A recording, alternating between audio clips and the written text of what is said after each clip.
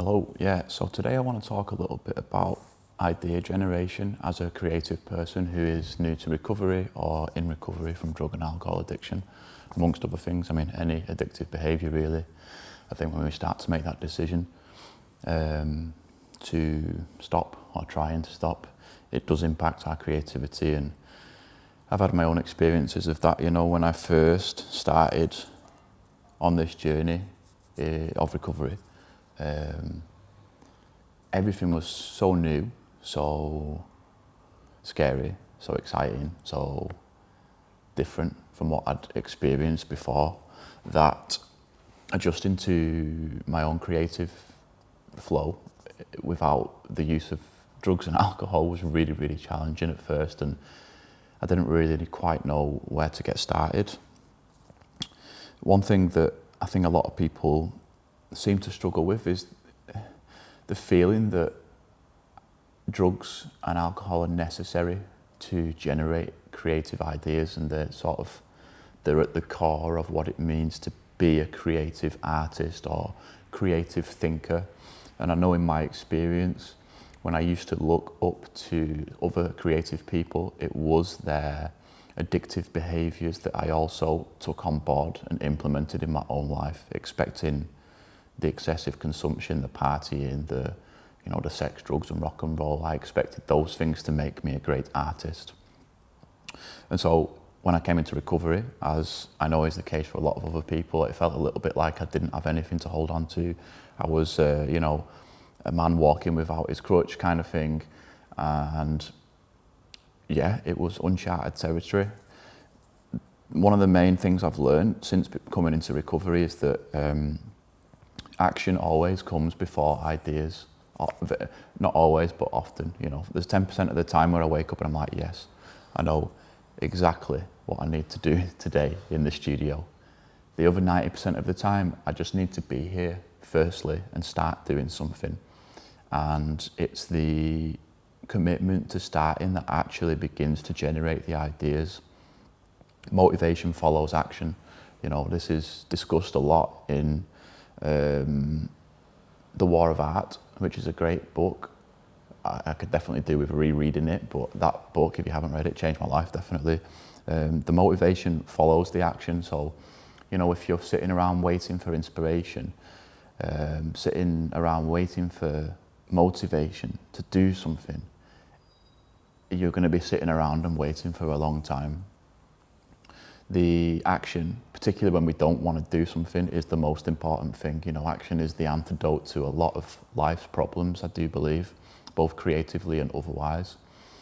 Action is the antidote to anxiety, I think, and it is the anxiety that stops us from starting, most of the time. And I've found that necessarily I need to be in the studio for the inspiration to strike me, because inspiration strikes at strange times. It strikes as and when it wants to, apparently. And so a solid formula to use to cultivate the most inspiration is just to be in the process of creative thinking and creative doing as much as possible. The more you are doing it, the more opportunity you're going to give inspiration to strike. And then when it does, that's a really beautiful time. In my own experience, doing a little bit of something every day really helped in the beginning when I didn't really have any creative ideas. And coupled with that, I would also say that a lot of the issues today come from our over-reliance on using technology to alleviate boredom, alleviate apparent boredom. I don't think boredom is something that should be alleviated, at least not all the time.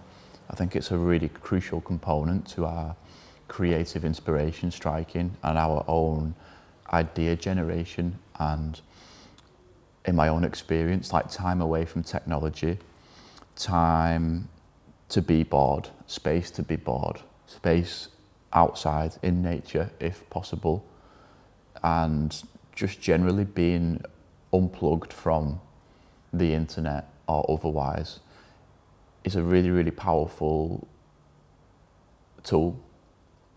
You know, if you want to take your own creativity back into your hands, then unplug for an hour a day, you know, and just sit in your own self with a pen and a piece of paper. Maybe you want to write something. Maybe you want to doodle a little bit. Maybe you have some ideas that you want to get out, you know, and this advice really can be molded to any creative field. You know, if you're a photographer, then yeah, okay, you could argue that a camera is a piece of technology, but we're using that in a creative way. So you might go out for a walk for 30 minutes every day if your schedule allows. And I found that the more I started to implement these little bits every day, the more that my experience of life and experience of reality is a creative one, you know. Let's take photography for an example. When I used to take a lot of photographs on a film camera, I used to take pictures every day. I used to bring it with me everywhere. And being in that practice of just having the camera with me and thinking about photographs all the time, it meant that my perception of the world was through the lens of a photographer. And I don't mean that just literally through the lens of the camera that I had with me, but I mean my own conscious experience of a reality was through a photographic lens, and everything that I looked at, you know, became a potential photograph. And in my experience, that happens with all creative pursuits, whether it is writing, you know, taking experience from the world when you're thinking about things through a writing lens, painting, drawing, even dance and movement and other such things like, you know, acting. You know, you need to be out there in the real world experiencing it. And so, yeah, coming back to the question, you know, about generating ideas after we get into recovery, it's about having that space to, you know, just really get stuck into them. For me, leaning into what I was feeling was crucial, you know. If you're not sure what to do when you're new to recovery, make stuff about the journey itself, you know. What more important thing could you be making or writing or painting about or photographing about, you know. It's such a crucial moment in anyone's life who has made it. If you've made a decision that you're struggling with drink and drugs, then there's a real barrier, you know, sort of like a threshold here between that decision, between moving to the other side, and that is perfect creative material. You don't need to go looking out, you know, to foreign countries or on the internet to find inspiration. It can very much come from within you and your own experience of making a decision to get into recovery. Finally, recovery is about reconnection to ourselves. It's about reconnection to the wider world. When I was in addiction, I didn't really perceive much of the world outside of my own little bubble. You know, everything revolved around me.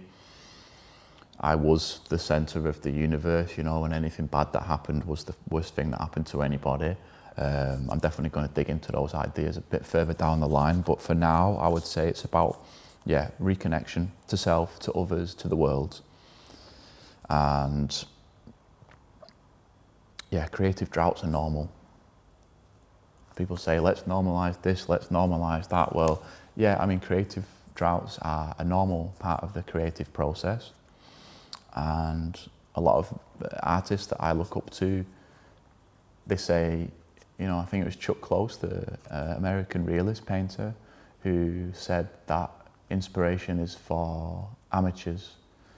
The rest of us just get up and go to work, you know, and by the rest of us, he meant the professionals, people that just get up and go and do, you know. And so it's a long game. There's no need to rush.